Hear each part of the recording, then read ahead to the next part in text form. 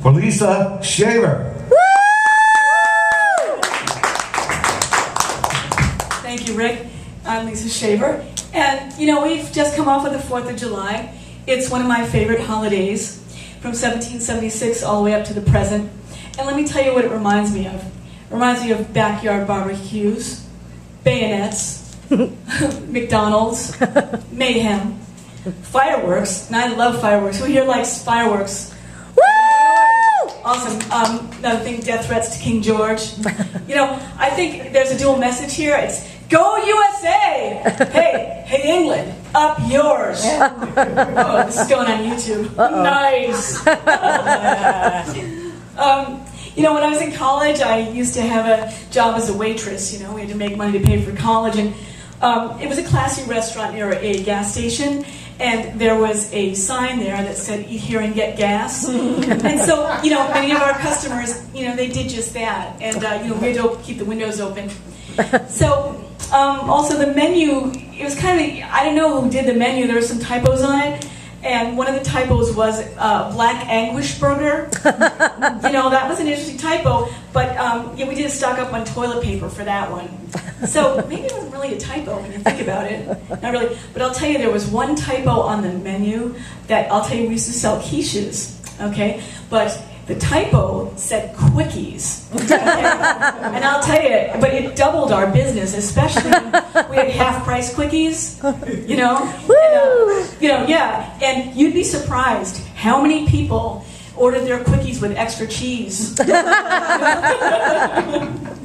I had a really difficult time keeping up with the orders, though, you know, because I'll tell you, I was serving all these quickies, and, you know, I'll tell you, I ruptured my diaphragm keeping up. But I had some good times there. I had some really good times. Listen, I am Stephen Colbert's ambiguously loyal fan, and, you know, does anybody know here Stephen Colbert? Woo! All right. He's a good man, you know. But you see, the ambiguously loyal thing, what it is it's a takeoff on his ambiguously gay persona. You know, sure he's not gay though. I mean, just because he's married and he has a wife, you know. Hey, let me tell you, he's got 3 kids too. Well, listen, I'm telling you something. I'm the president of his fan club, and I can't stand Stephen Colbert. So there you have it. Right? So listen, I'm taking a poll. Who here thinks Stephen Colbert is the sexiest man alive? Yay! Woo! Woo! Love my Stephen very much. And okay, who here thinks Stephen Colbert should be on notice? Me. I think Stephen Colbert should be on notice for many, many reasons. Okay. Who here thinks Stephen Colbert is a legend in his own mind? I think I do. All right. Who here thinks Stephen Colbert is a Jon Stewart wannabe? Yeah! He is so jealous. He's so jealous. You see what he did at that Emmys? Or there's some award, and Jon Stewart, he's won a lot of awards, and Stephen Colbert was there. And I don't know if you saw this, but he told Jon Stewart on stage, he said, "No, fuck you, get off stage. Fuck, you've won too much." He's funny. So anyway, I also am a cannibal, but, you know, only on Tuesdays. You know, I'm like that guy Dexter on TV. He's a serial killer. Anybody watch Dexter?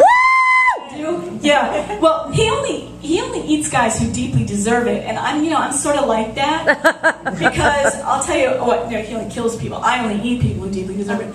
But you know, like guys who don't call me back. You know, guys in prison are so stuck up.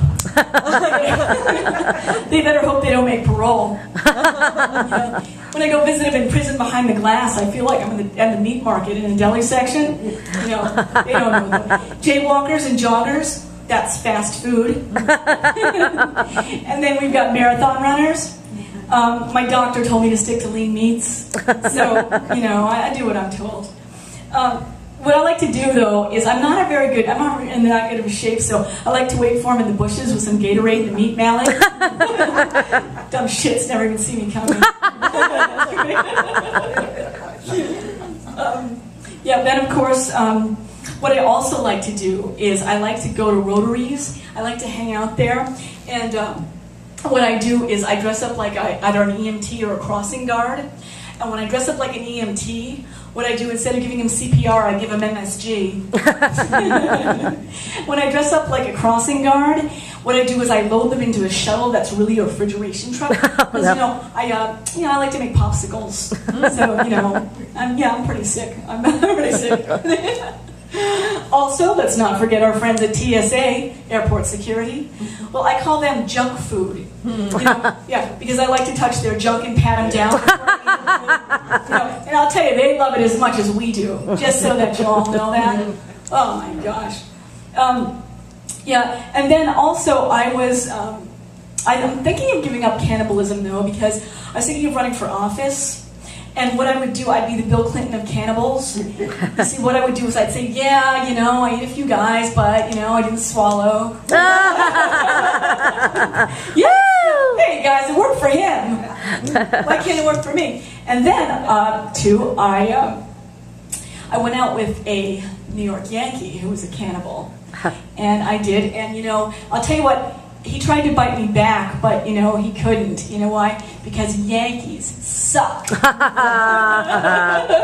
I guess we all know that, right? Although I'm from New York, I'm quite a traitor. Now, another thing, I used to date a guy who, he couldn't make love to me. He's a weird quirk. He couldn't make love to me unless the radio was on. And, you see, I used to get distracted by the songs. So, like, in one of the songs was that song, Careless Whisper. Oh, guilty feet have got no rhythm. So I'm trying, I'll never dance again the way I danced with you. Oh, boo-hoo, suck it up, you pathetic piece of shit. She's not the only girl in the world. Then we got, Killing Me Softly. What a beautiful melody. I really love that song, Killing Me Softly by Roberta Flack. Killing Me Softly. It must have been poison or gas. I wonder how many restraining orders she had against her. Then, of course, we have The Yellow Submarine by the Beatles. You think you guys have it rough. Those poor bastards live in a submarine. So, go figure. Then, of course, now here's my favorite song that always distracted me every time. It's a song, What a Wonderful World This Will Be. All right, this guy did not know about biology. He did not know trigonometry. He didn't know what a science book was for. He didn't know what a slide rule. This guy did not know shit. And I'll tell you something. I don't know how this guy picked up any women. Okay, unless, of course, at the end of it he said, but I'm rich and I have a huge cock. Oh, the women laugh. I like to look good for the guys I meet. So what I did was I bought this facial serum. And I'm not sure I'm allowed to say the name of it. I think there's some legal thing. But what it does is it creates a sudden change. Okay? So I put it on my face. And, I was looking pretty good for about 5 hours. But then after 5 hours, I went into the bathroom to look at myself. And all of a sudden, I looked like a fucking blowfish. I kid you not. And so anyway, then I decided, this is awful. So I went over to the, I went over the phone and I called up the sudden change people and I got a menu and it said, the customers it says, press 1 if you look like William Shatner, press 2 if you look like the Stay Puft Marshmallow Man, and plus 3 if you look like a blowfish. So I pressed 3.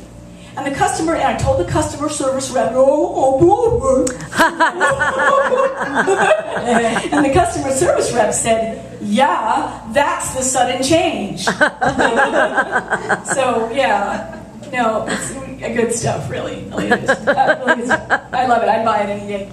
I do like to meet men, and so I get very excited when the fire alarm goes off.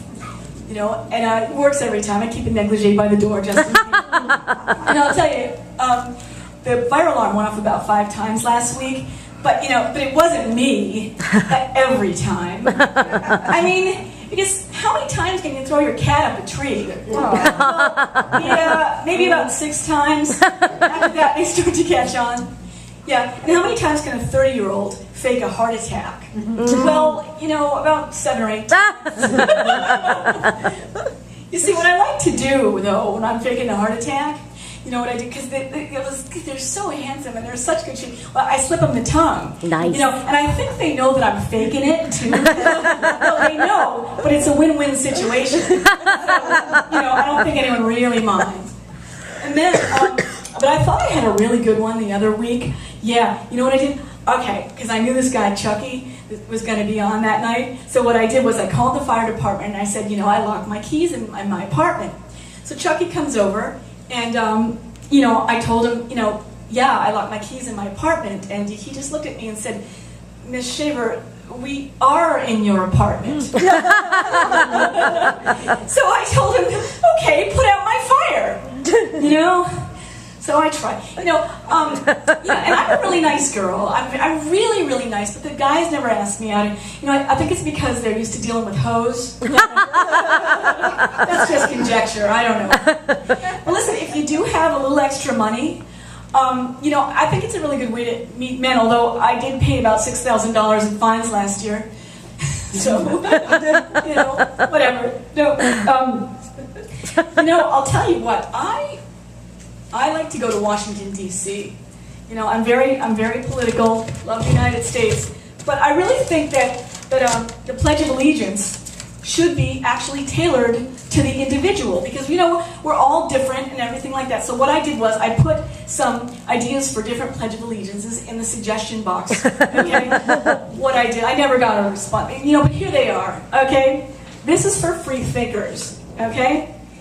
I pledge allegiance to the flag of the United States of America and to the independence for which it stands, one nation, indivisible, with separation of church and state, that leaves us free to intubate, friolate, and masturbate. Have a nice day. I mean, like that one. Yeah. I like that. That's a good one. I like that one. Now, of course, we have, you know, a lot of lawyers in this country, and okay, so I made one for them. Okay. This is the one I have for lawyers. I hereby state on this 15th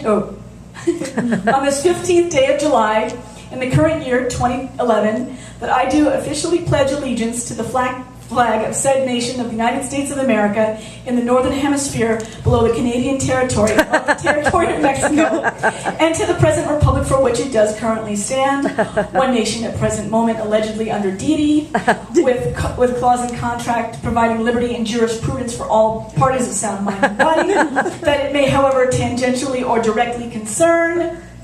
Let the record show that my right hand is on the Christian Bible, and that I do swear allegiance to the United States, so help me deity. Woo!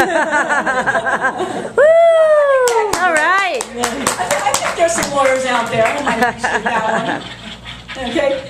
And thank you, Bob. Thank you very much. Okay, okay. Now the last one I have is for dyslexics. Now I know, that's kind of cruel, but just bear with me. All right, here we go. I pledge a grievance to the fag of the United States of America and to the Republican for which it stands. One nation, underdog, invisible, with liver, tea, and just this for all. So help me, dog.